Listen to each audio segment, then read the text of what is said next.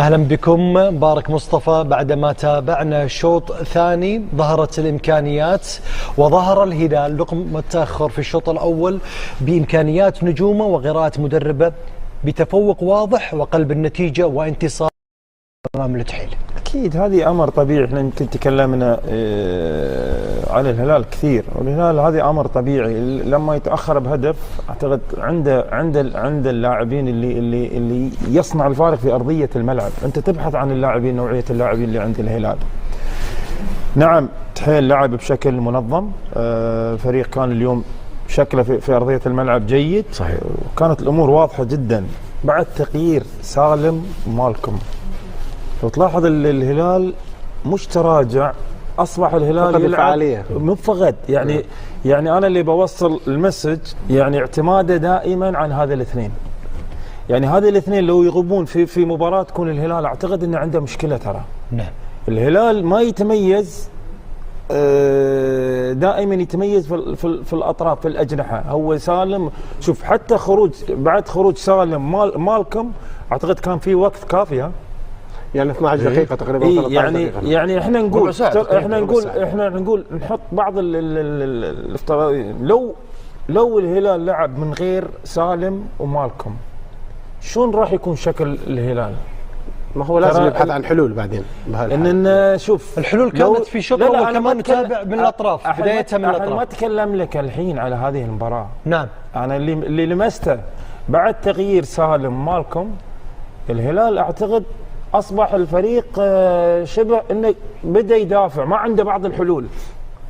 دائما اعتماده على الاثنين. لو غابوا احنا نقول الاثنين هذيلا شنو مشكله الهلال بتكون؟ هذا اللي قلت ترى مشكله الهلال بيعاني في ما عنده بديل المناسب للاعب. يعني اللي مسته لاحظته الاثنين هم قوه الهلال. ايش رايك ياسر؟ يعني غياب سالم الدوسري ومالكم يؤثر في منظومه الهلال الهجوميه ام يؤثر في اي منظومه؟ غياب اسمين كبيره صراحه ومؤثره، ولكن هذا اللي تكلمنا عليه في بدايه الاستوديو انه الهلال عنده مشكله في الشق الهجومي. غياب اي لاعب راح يكون مؤثر جدا لعدم وجود اللاعب اللي يقدر يعوض بالقيمه. يعني شفنا تعويض مالكم فرضا او سالم بسيزار كايو سيزار، هو لا يلتقي الى مستوى اللاعبين للامانه، ولكن اللي نزل البرازيل اعتقد ان هاي لاعب.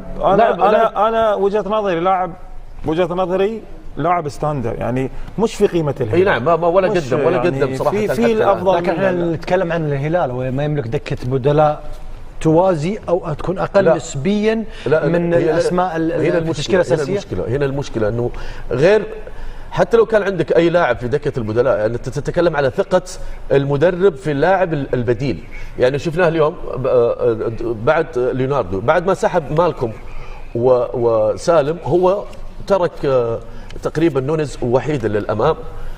كان المفروض ان تعويضه باحد لعيبه الدكه الهجوميين، يعني دخل بس كايو سيزار وبعدين هو لجأ الى طريقه 3-5-2. 3-5-2 احنا ما شفنا المهاجم الثاني اللي مع نونيز لعدم وجود، لكن موجود كان الرديف مثلا او حتى عبد الله حمدان. لكن انا اعتقد انه هو مشكله انزاجي انه يعتمد ودائما ويضع الثقه في عدد محدد، يعني في دكه البدلاء 14 الى 15 لاعب، وهذه خطره جدا مع كثره المنافسات او حتى الغيابات والاصابات. علي الأجامي نجم الهلال تحدث بعد انتصار فريقه في اولى جولات مرحله الدوري من بطوله دوري ابطال اسيا للنخبه تحديدا ضد الاتحاد. نتابع معكم ماذا قال. علي مرحبا، يعطيكم العافيه، الف مبروك. ما مدى رضاكم عن بدء مشواركم في دوري ابطال اسيا للنخبه بتحقيق الفوز؟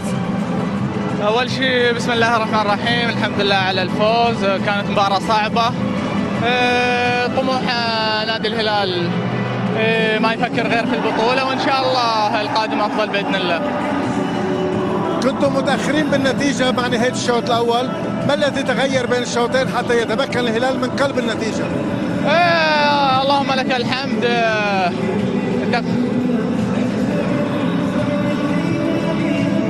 ما الذي تغير بين الشوطين حتى تمكن الهلال من قلب النتيجه؟ الحمد لله، توفيق من رب العالمين، دعوات الوالدين، تغييرات المدرب اثرت بشكل كبير على المباراه، والحمد لله توفقنا في تسجيل هدفين، وان شاء الله القادم افضل باذن الله. بعد هالفوز شو الرساله اللي بتحبوا توجهوها؟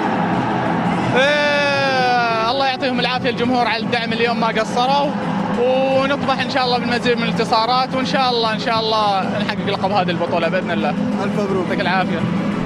إذا دعم الجماهير دائما ما يتحدث عن نجوم الهلال ويتحدث عن اللجام أهميته، وكذلك أولى المواجهات قد تعتمد على بعض الضغوطات والصعوبات سنتحسن نسبيا مع الجولات القادمة. نور، وبالعموم الهلال دائما البدايات بالنسبه لبطوله اسيا دائما هو يبدي بشكل جيد، وإن كان اليوم كان متعثر نوعا ما، حسيت انه كان هناك صعوبه، لكن هو دائما يبدي بالفوز ويشق طريقه بشكل جيد.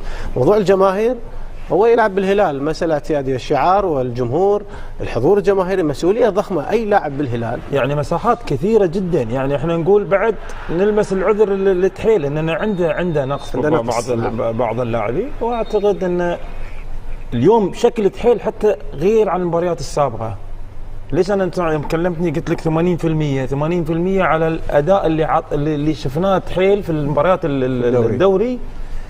يعني مستحيل تشاهد تحيل بهذا الوضع. اليوم مقاير، اليوم عرف مدى أهمية هذه المباراة، مدى أهمية هذا الخصم اللي أمامي هو الهلال. الهلال دائما ما تعطي أي فرصة. نعم. أن تعطي فرصة سجل الأول والثاني والثالث، أعتقد تكون الأمور صعبة. مبارك، تسجيل الهدفين كانوا من خلال أهداف في حلول من الأطراف في الجهة اليمنى تحديدا بالهدف الأول والهدف الثاني. لا، أنا أبدي الهدف الثاني. لكن أنا يعني بذكرك وذكر مشاهدينا أن الحلول كانت حاضرة خلف المدافعين في نفس الطريقة، وقد يكون هناك تركيز من إنزاغي في الشوط الأول.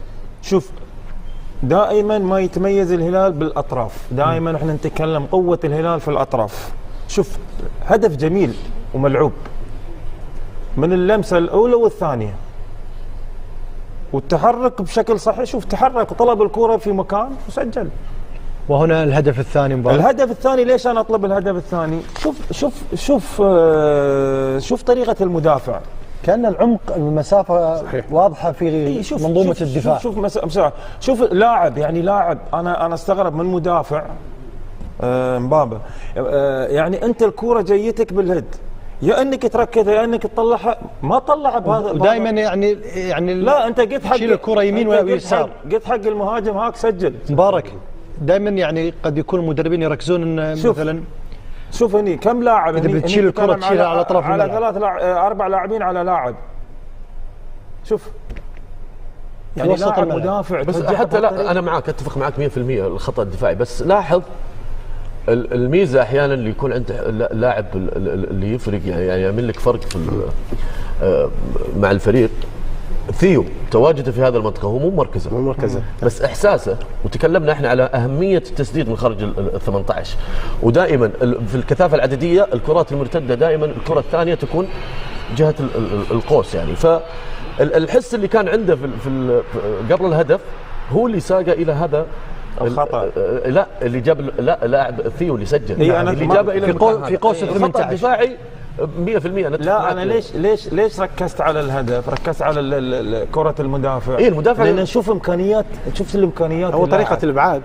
يعني انت كلاعب يعني يجب ان تكون امكانياتك افضل من هالشكل. صح، هي على الخارج دائما، يعني المفروض يمين او يسار الملعب، حتى حراسة المرمى. شوف، طريقة الابعاد كانت غير صحيحة بالنسبة للمدافع الدحيل. زين انت مو بحارس. لا انا خليني اقول لك على عشان سويت مشكله مع المدافع. انا ما ايد المدافعين وحراس المرمى يكون شعرهم طويل بهذه الطريقه. شوف، على فكره شعره هو من اعاقل الابعاد، يعني لو نقرب الكاميرا هذا الشعر الطويل يعيق المدافع حتى بالابعاد الصحيح. والله العظيم. بس عاد شعره لهالدرجه اثر يعني. في مدربين ترى هو كلامه والله صحيح. والله في مدربين بيشوف الهدف الثاني، في مدربين يرفضون. بس المعنى الواضح للمباراه انه الكثافه العدديه وتكلمنا فيها بين الشوطين، الكثافه العدديه للاعبي الدحيل لا تستطيع ان تخترقها او تكسرها الا من خلال الطرف او تسديد الخارج. طيب ياسر، انت في السابق يعني يمكن طولت الشعر. لا ما لا طولت الشعر صح. شعري وفي هدف بشعره كان. هذاك غير صح. هذه الميزه صح. لكن نور في مساله الدفاع تعيق. انا اقول لك على شيء مجربه. انا في فتره كان عندي شعر طويل يعيقني. ما يخليني اركز، خاصه لما اريد انا مثلا من من المدافعين اللي لعب وشعره طويل عندك؟ من الجاسم وعدي وباسم كانوا قرعان طيب كذي هو لا انه تم على القرعان، ويوم جاء شاي تضايق شكله كذي. جميل. عادل بلبينه صاحب الهدف الاول لدحيل في الشوط الاول تحدث بعد قلب النتيجه من الهلال وخساره فريقه. نتابع معكم مشاهدينا ماذا قال. كيف بتقيم المباراة اليوم؟ ما هو تقييمك للمباراة اليوم؟ وبعد بسم الله الرحمن الرحيم. كانت مباراة قوية اليوم، يعني ضد فريق كبير مثل الهلال. كنا قادرين يعني نحافظوا على النتيجة. نقصنا شوية التركيز في الشوط الثاني وين استقبلنا هدفين. يعني إن شاء الله هذه ما هي إلا المباراة الأولى في دوري أبطال آسيا. نحاول إن شاء الله نصحح الأخطاء تاعنا ونعود بقوة في المباريات القادمة إن شاء الله. سجلت هدف حطيت دحيل بالمقدمة، ولكن ما قدرتوا تحافظوا على هذه النتيجة. قديش هذا الشيء مزعج؟ والله يعني غابت علينا يعني اللمسة الأخيرة في الشوط الثاني. كنا قادرين يعني من فرصة أو اثنين نقتل المباراة. الحمد لله احنا قدمنا مباراة جيدة لا بأس بها. إن شاء الله نحاول نصحح الأخطاء ونعود بقوة في المباراة إن شاء الله. أخيرا ما هي الأشياء الإيجابية اللي تعلمتوها من مباراتكم اليوم؟ والله يعني لما تلعب مثل مباريات مثل هذه ضد فرق كبيرة، يعني سواء على نسق المباراة ولا الريتم تاع المباراة، يعني هذا يخليك انه تزيد تخدم وتطور من الامكانيات تاعك وتكون احسن في القادم ان شاء الله. شكرا. إن شاء الله. شكرا. نذكركم مشاهدينا الكرام في مواجهة أولى لعبت اليوم من مرحلة الدوري. شباب الأهلي وتراكتور الإيراني انتهت إيجابية هدف لهدف. المباراة يعني ما ارتقت للمستوى المطلوب. طيب حتى عودة الأهلي كانت متأخرة. طيب نعم. بعد نهاية الجولة الأولى أسأل الجميع رأيكم والأفضل مباراة قد تكون في ما تابعنا من الجولة الأولى من مرحلة الدوري، تحديدا في مباريات الغرب. انتهت الجولة الأولى ياسر. أنا وجهة نظري أنه حتى الآن لم يرتقي صراحة المستوى في كل المباريات إلى المستوى المأمول اللي تملك الفرق. يعني المباريات كانت عبارة عن يعني تقدم. اللي خسروا المباريات هم اللي كانوا متقدمين في المباريات. تتكلم عن الهلال، تتكلم عن النساف، تتكلم عن الاتحاد والوحدة. تتكلم عن الشارقة والغرافة. كل من سبق في التسجيل خسر في المباراة. فهي أنا بالنسبة لي حتى الآن لم تقدم كل المستويات. ليس المدربين وحدهم، لا أنت تتكلم الجولة الأولى جولة أولى، ولكن حتى هم يملكون الفرق كلها صراحة تملك مستويات أعلى من اللي يقدمها. الأفضل مباراة بالنسبة لياسر من ما شاهدنا؟ أتوقع مباراة اليوم أنا لأني شاهدتها كاملة. يعني الأهلي الهلال إيه؟ طيب نور. أنا شفت أداء الشرطة في مباراة السد كان عالي المستوى خاصة بالشوط الأول. فأروح مع مباراة، نعم هناك مباراة كان بها يعني معدل تسجيل أهداف عالي، مع هي مباراة الأهلي حقيقة مع ناساف أيضا كفريق عاد بوضع مختلف تماما، سجل 4 أهداف بالشوط الثاني يعتبر إنجاز كبير. لكن كأداء فني لفريق عراقي في هذه البطولة اللي بها فرق كبيرة أعتقد الشرطة قدم أداء جيد. إذن الشرطة نعم. والهلال. مبارك مصطفى بالنسبة لك؟ أنا أروح على مباراة الوحدة الإماراتي، كان قدم مستوى جيد. صحيح الوحدة بعد كان هو يعتبر من أفضل الفرق. نذكركم في نتائج الجولة الأولى من مرحلة الدوري مشاهدينا الكرام في بطولة دوري أبطال آسيا. أندية الغرب الشارقة انتصر على الغرافة ب4 أهداف ل3، الوحدة بهدفين أمام الاتحاد بهدف، الشرطة والسد انتهت إيجابية هدف لهدف، والأهلي السعودي انتصر بعدما كان متأخرا بهدفين أمام نساف الأوزبكي. شباب الأهلي تراكتور الإيراني هدف لهدف بنتيجة إيجابية، والهلال يغلب بنتيجة الشوط الأول بعد تقدم لدحيل إلى انتصار هدفين لهدف. نذكركم في ترتيب الجولة الأولى من مرحلة الدوري بعد انتهاء هذه الجولة. نتابع معكم هذا الترتيب: الأهلي والشارقة والهلال والوحدة متساويين ب3 نقاط، ثم السد وشباب الأهلي والشرطة وتراكتور من المركز الخامس إلى المركز الثامن بنقطة، القرافة لدحيل الاتحاد نساف متساويين بلا نقاط. وصلنا معكم مشاهدينا إلى ختام هذا الاستوديو. شكرا لنجوم هذا الاستوديو محللين قناة بين سبورت. شكرا ياسر قحطان. شكرا مشاري. شكرا نور صدق. شكرا لك مشاري. شكرا مبارك مصطفى. شكرا مشاري. الشكر موصول دائما وابدا لكم مشاهدين بين سبورت. تقبلوا تحياتي وتحيات فريق العمل. الى اللقاء.